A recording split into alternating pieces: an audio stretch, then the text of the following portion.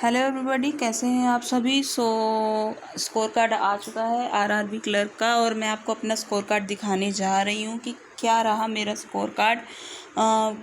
तो बहुत ही ज़्यादा शॉकिंग स्कोर कार्ड इसे बोल सकते हैं, क्योंकि मुझे बहुत ही ज़्यादा अजीब लग रहा है ये स्कोर कार्ड देख करके। अच्छा फील नहीं हो रहा है।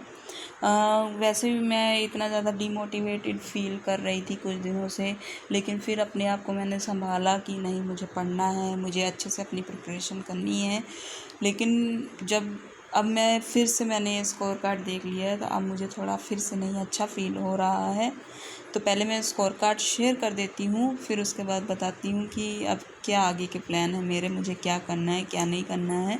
और बहुत से लोगों ने मुझे लास्ट वीडियो में सपोर्ट किया है, उसके लिए थैंक यू। आपने बहुत मुझे अच्छी, अभी जैसी भी एडवाइस आप लोगों ने बहुत ही ज़्यादा आपके सभी के मैंने कमेंट्स पढ़े हैं और मुझे बहुत अच्छा फ़ील हुआ कि मेरी जो मेहनत है पिछले साल की या फिर अब की मेहनत है, उस पर आप सभी ने विश्वास किया, क्योंकि मुझे मेरी मेहनत पर विश्वास है। और आप सभी ने बहुत ही अच्छे अच्छे कमेंट किए, उसके लिए थैंक यू। सो पहले मैं अपना स्कोर कार्ड शेयर कर देती हूँ कि क्या है मेरा स्कोर कार्ड, कैसा रहा है। उसके बाद आगे की बात करते हैं कि आगे अब क्या है क्या नहीं, मेरे प्लान्स हैं तो उनके बारे में बताऊँगी। तो सबसे पहले मैं आपको अपना बताऊँ कितने मार्क्स मेरे आए।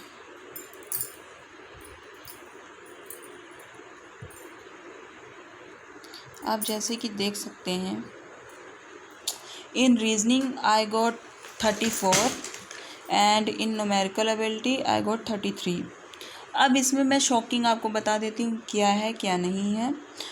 तो मेरे जो टोटल अटैम्प्ट थे वो कितने थे, मेरे टोटल अटैम्प्ट थे 72। मैंने 72 क्वेश्चंस अटैम्प्ट किए थे। 40 आउट ऑफ 40 मैंने रीजनिंग में किए थे, 32 मैंने क्वांट में किए थे।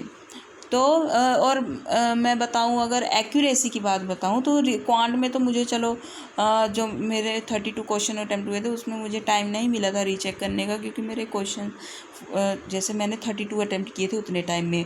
लेकिन रीजनिंग में मेरा 2-3 मिनट टाइम बच गया था सभी क्वेश्चंस अटैम्प्ट करने के बाद, जिसके बाद मैंने रीचेक किया था। और रीचेक करने पर भी मैंने श्योर, फिर घर आकर फिर जैसे मतलब और भी ऐसे कैंडिडेट्स हैं उनसे मैंने मैच किया था, मेरी शिफ्ट के जो कैंडिडेट्स थे उनसे मैंने कि जो मिसलेनियस क्वेश्चंस होते हैं या फिर सभी उनमें उनसे मैंने मैच किया था कि कैसा। तो मेरा एक्यूरेसी जो थी वो मेरी अच्छी थी। एक्यूरेसी पे मुझे पूरा विश्वास था कि मेरे, और वो भी रीजनिंग में मेरी एक्यूरेसी हमेशा 100% मेंटेन करके मैं रखती हूँ कि कभी भी जो क्वेश्चन मुझे, अगर वो मिसलेनियस का हो चाहे कोई भी क्वेश्चन हो, अगर मुझे वो नहीं आ रहा है मैं उसे कभी अटैम्प्ट ही नहीं करती हूँ, क्योंकि मैं एक्यूरेसी का हमेशा ध्यान रखती हूँ। और इसमें मुझे ये समझ में नहीं आ रहा कि अगर मान लेते हैं कि अगर मैंने जैसे 40 अटैम्प्ट किए थे, तो मान लेते हैं कि मेरे 4 गलत हुए, तो 4 का 1 नंबर कटना चाहिए, तो मेरे मार्क्स 35 आने चाहिए। और अगर मेरे 5 रॉन्ग होते हैं तो मेरे फिर 33.75 मार्क्स आने चाहिए, पर मेरे मार्क्स यहाँ पर 34 आ रहे हैं। तो क्या इसमें, अब आप कमेंट करके बताइएगा कि क्या रीजनिंग में भी नॉर्मलाइजेशन हुई है, रीजनिंग में मार्क्स बढ़े हैं कि कम घटे हैं, मुझे कुछ समझ में नहीं आ रहा है। और मुझे तो अब नॉर्मलाइजेशन फैक्टर इतने साल से प्रिपेयर करते हो गए, 2-3 साल हो गए मुझे प्रिपरेशन के मेरे, तो मुझे यही नहीं समझ में आ रहा है कि अब ये नॉर्मलाइजेशन फैक्टर कैसे क्या। क्योंकि पहले तो चलो ठीक है, समझ में आता था कि इजी शिफ्ट हुई तो नंबर इतना भी नहीं कम करते थे कि किसी का 10-15 नंबर ही कम कर देंगे। नंबर भी कम होते थे तो ऐसे कि नंबर लोगों के कम नहीं होते थे, नंबर जिनका टफ शिफ्ट में आता था उनके बढ़ते थे, या फिर 1-2 नंबर जिनका इजी शिफ्ट में आया उनके कम भी कर देते थे। लेकिन इसका मुझे समझ में अपना रीजनिंग का नहीं आ रहा है कि मेरे रीजनिंग में सीधा ही 6 मार्क्स कम कर दिए। तो ये कैसे कम किया, मुझे बिल्कुल भी नहीं इसी का मुझे लग रहा है। क्योंकि कट ऑफ अगर मैं आपको दिखा दूँ तो कट ऑफ गई है 70 और मेरे मार्क्स आए 67। कट ऑफ 70 गई है, मेरे मार्क्स 67 आए हैं, और जो कि बहुत ही ज़्यादा मुझे अच्छा फील नहीं हो रहा है।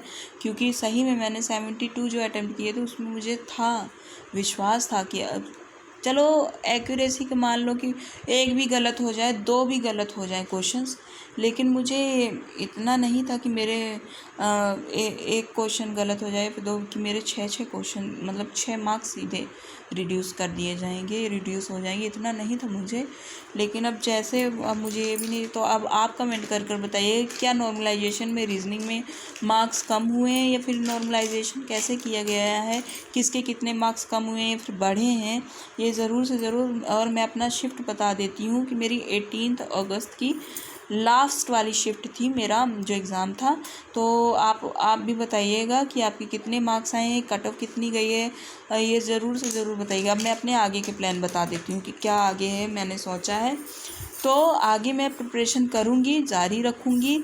और मैंने जो अपनी लास्ट वीडियो बनाई थी उसमें मैंने आप सभी को अपने जो मैंने अपने बारे में सब बताया था कि मेरे लास्ट ईयर मेरा कैसा रहा, कैसे मेरे इंटरव्यू तक मैं गई, कैसे मेरे स्कोर्स रहे, जिस पे मुझे बहुत से पॉजिटिव कमेंट भी आए आप सभी लोगों के कि नहीं आप जारी रखिए अपनी प्रिपरेशन, और आपको अपनी प्रिपरेशन आगे बढ़ानी चाहिए। जिसको मैं बताऊं तो मुझे बहुत अच्छा एक मोटिवेशन, कभी कभी आप अपने खुद को तो आप मोटिवेट कर ही पाते, लेकिन अगर कोई दूसरा आपके जो आपके पोटेंशियल है उस पर बिलीव कर जाए और आपको मोटिवेट करे, तो वो भी बहुत बड़ी चीज़ होती है। तो आप सभी का बहुत बहुत मैं आपको थैंक यू बोलना चाहूँगी कि आप सभी ने कमेंट किए और आपने बताया ऐसे, मतलब कि मुझे निराश होने के लिए कहा कि आप निराश मत होइए, आपका सिलेक्शन होगा, तो उसके लिए थैंक यू। और रही बात आगे, तो मैं अब अपनी टू डू लिस्ट बताऊंगी कि मैं आगे, और अपनी प्रिपरेशन स्ट्रेटजी ज़रूर से ज़रूर बताऊंगी। मेंस लेवल स्ट्रेटजी मैं लेके आने वाली हूँ वीडियो, जो कि सभी के लिए बेनिफिशियल होगी, जो क्लर्क की प्रिपरेशन करेंगे या फिर मेंस पीओ की प्रिपरेशन आगे जो आने वाले हैं, या फिर अभी जो 5 दिन बाद मेंस है, उसके बाद 13 को मेंस है, तो सभी के लिए ये वीडियो जो है बहुत ही ज़्यादा हेल्पफुल हो सकती है। सो मैं अब जो है डीमोटिवेट, मुझे अच्छा नहीं फील हो रहा है ये सब मार्क्स वगैरह देख करके, लेकिन मैं इससे डीमोटिवेट नहीं होंगी, मैं अपनी प्रिपरेशन करूँगी, क्योंकि मेरी इतनी साल की मेहनत में बर्बाद, क्योंकि अब आगे क्या, अगर ये नहीं तो क्या आगे में कि फिर आगे यही एक क्वेश्चन मार्क आ जाता है। हाँ, बहुत सारी अपॉर्चुनिटीज़ हैं, लेकिन सब में यही क्वेश्चन मार्क है कि क्या इनमें हो पाएगा सिलेक्शन की नहीं हो पाएगा, फिर से नई शुरुआत, फिर से, तो ये सब चीज़ें हैं। तो इसीलिए मैं अपनी प्रिपरेशन जारी रखूँगी, और बहुत अच्छे से आप सभी को भी बोलना चाहूँगी जिनका जिनका नहीं हुआ है, फिर आगे प्लीज़ जिनको जिनको चांस मिला है, आप अपने चांस को बिल्कुल भी हाथ से मत गवाइए जैसे मैंने गवाया है। आप सभी अच्छे से प्रिपेयर करिए और सिलेक्शन लीजिए। बाकी आगे जो मुझे अपॉर्चुनिटीज़ मिलेंगी उनमें मैं अच्छे से परफॉर्म करने की पूरी कोशिश करूँगी, ताकि मेरा सिलेक्शन इस साल हो, इस साल मुझे निराश ना होना पड़े। और आप सभी को भी यही मैं बोलूँगी कि नहीं, निराश नहीं होना है, आप भी सभी भी अच्छे से प्रिपरेशन करिए और सिलेक्शन लीजिए। सो थैंक यू ऑल, आप सभी का बहुत बहुत धन्यवाद। और मेरे चैनल को सब्सक्राइब कर लीजिएगा, लाइक करिए, शेयर भी करिएगा, और कमेंट करके ज़रूर से ज़रूर अपने मार्क्स शेयर करिएगा, और नॉर्मलाइजेशन के बारे में भी बताइएगा। बाकी आगे कैसी प्रिपरेशन आपकी आरआरबी क्लर्क या फिर आईपीएस क्लर्क मेंस की चल रही है उसके बारे में बताइएगा। और आपके लिए एक और क्वेश्चन है कि क्या मैं जो लास्ट ईयर मैंने जो आरआरबी पीओ का मेंस एग्ज़ाम दिया था उससे कंपैरिजन में इस साल जो एग्ज़ाम हुआ है, क्या उसकी मैं कंपैरिजन वीडियो बनाऊं कि ना बनाऊं, क्योंकि उससे कंपैरिजन में कट ऑफ का अंदाज़ा लग जाता है कि क्या लास्ट ईयर टफ़ एग्ज़ाम आया था कि इस साल का टफ़ एग्ज़ाम आया था, उससे सेफ़ अटैम्प्ट वगैरह इस सब चीज़ों का पता चल जाएगा। तो क्या ये वीडियो मैं आपको बताऊं कि क्या कैसे रहा क्या नहीं, या फिर आप कमेंट करके ज़रूर बताइएगा। So thank you all.